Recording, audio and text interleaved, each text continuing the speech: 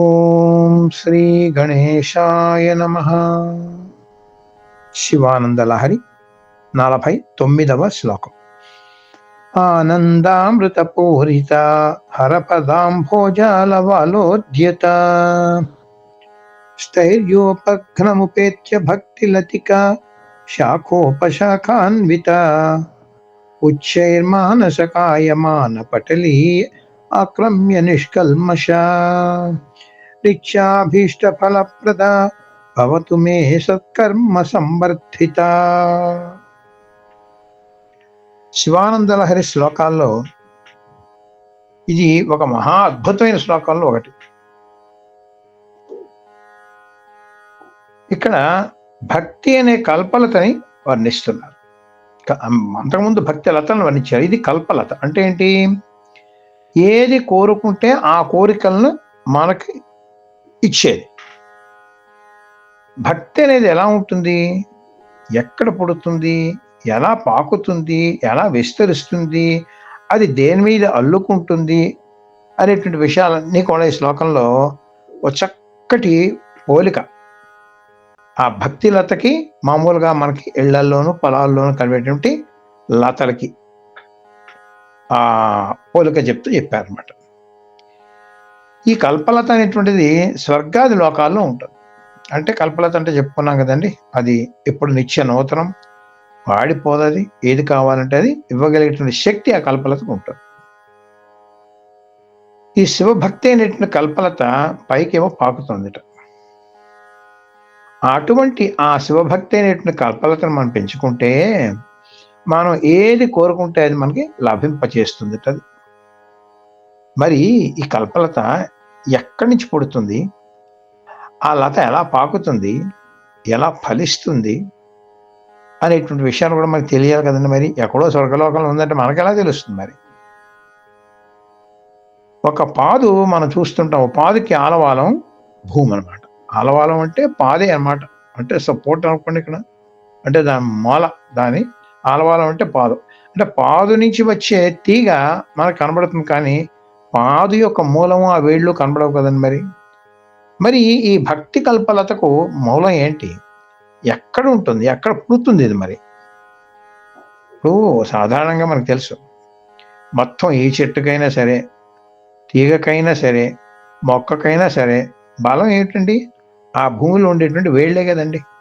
పాదు అని అనుకోండి, అని మూలమే కదండి అన్నమాట. వేళ్ళు ఉండేది అక్కడే కదా. మరి ఆ మొక్క యొక్క పోషణకి మూల స్థానం అదే కదండి. మరి ఈ భక్తి లతకు ఆలవాలం అంటే పాదు ఏమిటది, ఆ మూలం ఏమిటది? అదే ఈ శ్లోకంలో మనకి చెప్తున్నారు. ఏమిటది? హరపద అంభోజ ఆలవాల ఉద్యత.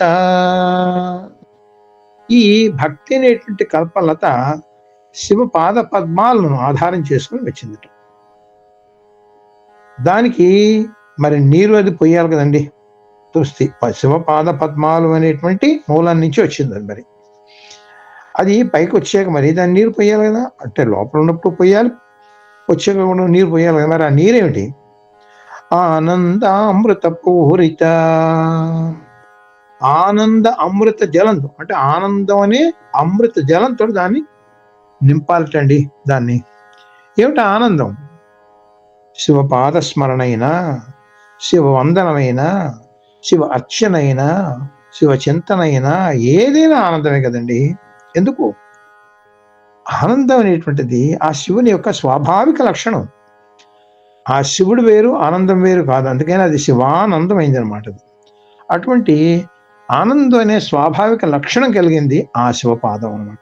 అటువంటి శివపాదం నుంచి ఈ భక్తిలత అనేటువంటిది వచ్చిందన్నమాట. మరి ఆ తీగ పైకి వచ్చిందండి, బాగానే ఉన్నదండి.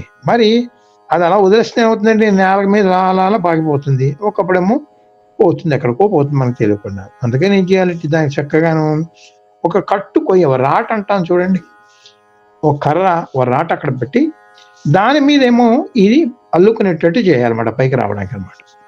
దాన్ని ఇక్కడ ఉపఘ్నం అంటారు అన్నమాట. ఇక్కడ చూసారా? ఆ ఉపఘ్నం అంటే ఆ రాట, ఆ కట్టుకొయ్య ఎలాంటిద? స్థైర్యోపఘ్నముపేత్య భక్తి లతిక అని చెప్పారు. అదేమిటంటేట ఉపగ్రహం అనేటువంటి స్థైర్యం అంటే స్థిరత్వం, అంటే మనోస్థైర్యం, బుద్ధి స్థిరంగా ఉండాలన్నమాట. అది ఒక పాదు పాకడానికి మనం గట్టి రాటం వేస్తాం. అలాగే ఈ భక్తి అనేటువంటి పాదు పైకి రావాలి అన్నట్లయితే మన బుద్ధి స్థిరంగా ఉండాలన్నమాట. బుద్ధి చంచలమైనట్టే ఆ భక్తి ఎక్కడికో పోతుంది అనమాట. తర్వాతది పైకి వచ్చాక ఏమవుతుంది, ఇంకా కొంచెం పెద్ద అవుతుందండి. దానికి కొమ్మలు అన్నీ కూడా వస్తాయి కదా. అదే ఇక్కడ ఏం చెప్తున్నారు అనమాట, శాఖోపశాఖ అన్విత. అన్విత అంటే కలిగి ఉన్నది అనమాట. అంటే ఈ దీనికి శాఖలు ఉపశాఖలు ఈ భక్తికి ఏమిటండి అంటే భక్తిలో ఉండేటువంటి పరిపరి విధాలు ఉండడం అనమాట. ఆ పరిపరి విధాలైన భక్తి పరిపరి విధాలుగా విస్తరించడం అనమాట. ఇప్పుడు భక్తి మార్గాలు ఒకటండి, ఎన్ని ఉన్నాయండి? పూజ, స్తోత్రము, సంకీర్తనము, భజన, లేకపోతే భగవద్ అలంకరణ ఇత్యాదులు ఎన్నో ఉన్నాయి కదండి. భక్తులు ఎన్నో రకాలు ఉన్నాయన్నమాట. ఒక్కొక్కరు ఒక్కొక్క దాన్ని ఆచరిస్తూ ఉంటారు. ఒకళ్ళు ఒకటో రెండో ఆచరించవచ్చు. ఇప్పుడు నేను ఒకటి ఆచరిస్తున్నానంటే ఇంకోటి ఆచరిస్తున్నారంటే అది మనం నిరసించకూడదు. అది భక్తి ఏమిటి, అది పూజ ఏమిటి అని అనకూడదు. వాడి మార్గం వాడికి ఇష్టమైంది వాడు ఎంచుకున్నాడు, నా ఇష్టమైంది. కానీ వాడిది భక్తే, నాది భక్తి అనమాట. మరి ఈ ఉపచారం ఎంతకాలం చేయాలండి అని కొంతమంది అడుగుతారు కదండి. దానికి ఏంటంటే మనం ఈ లోకంలో బాహ్యంలో ఉండేటువంటి వస్తువుల్ని మనం ఉపయోగించుకుంటున్నంత కాలం కూడా వాటితో భగవంతుడికి మన ఉపచారాలు చేయాలి. ఇప్పుడు మనకి ఈ ప్రపంచంలో ఎన్నో వస్తువులు ఉన్నాయి. పళ్ళు, పువ్వులు, ఫలాలు, నీరు, గాలి, జలం అన్నీ ఉన్నాయి కదండి. మరి ఇవన్నీ ఎవరిచ్చారండి? అది ఆయన భగవంతుడు ఇచ్చారు కదా. మరి వాడిచ్చినటువంటి వాటితో వాడికి ఉపచారాలు మనం చేయాలి. అదే మనమే షోడశోపచార పూజల్లో 16 ఉపచారాలు ఏమిటి చేస్తాం అనమాట. అందుకని అటువంటి ఈ వస్త్రం, గంధం, అర్ఘ్యం, నివేదన ఇటువంటివన్నీ కూడా మనం నిత్యం చేస్తూ ఉండాలి. అది మనం అనుభవిస్తున్నాం కదా. మనం తింటున్నంత కాలం నివేదన పెట్టాలండి. మనం గాలి పీలుస్తున్న కాలం గంధం సమర్పించాలండి. మనం బట్టలు కట్టుకున్న కాలం వస్త్రం సమర్పించాలండి. మనం నీళ్లు తాగుతున్న కాలం అర్ఘ్యం, పాద్యం ఇవ్వాలండి. ఇలాగా ఏది చూస్తున్నప్పుడు కూడా అనమాట. మరి అది ఏమిటట, ఇప్పుడు అక్కడ ఆ పాదు పైకి వచ్చింది. పాదు పైకి వచ్చినప్పుడు దానికి ఒక పద్ధతిగా మనం దానికి ఒక పందిరి వేయాలి. ఆ పందిరి ఎక్కడో నేల మీద కొంచెం చిన్న ఎత్తులో వేస్తే ఎలాగండి, ఉన్నత స్థితిలో వేయాలన్నమాట. అదే ఇక్కడ మనకి ఏం చెప్తున్నట్టు, ఉచ్చైర్మానసకాయమాన పటలి ఆక్రమ్య అని చెప్తున్నారు అనమాట.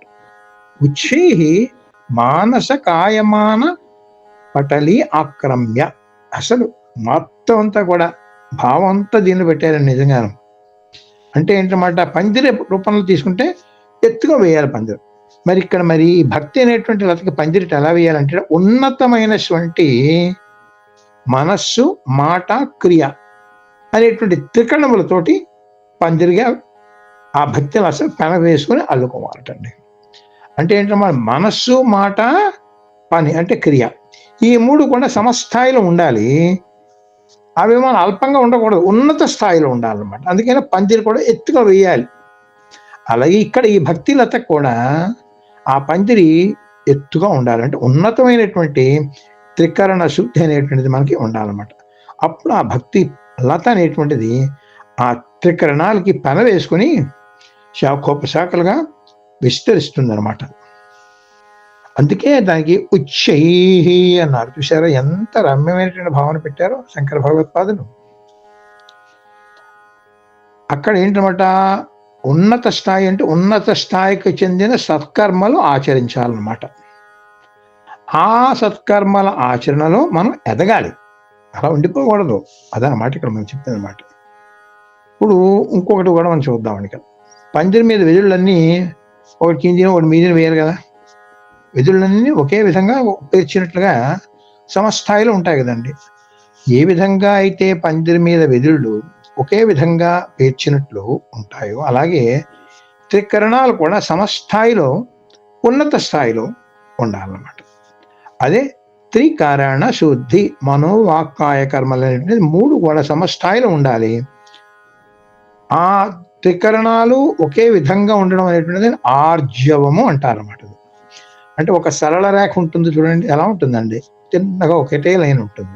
వంకర టింకరగా ఉంటే అది సరళ రేఖ అంటారు కదా. మరి త్రికరణాలు కూడా అంటే మనోవాక్కాయ కర్మలు కూడా ఒకే సమస్థాయిలో సరళ రేఖలాగా ఉండడమే ఆర్జవము అంటారు అనమాట.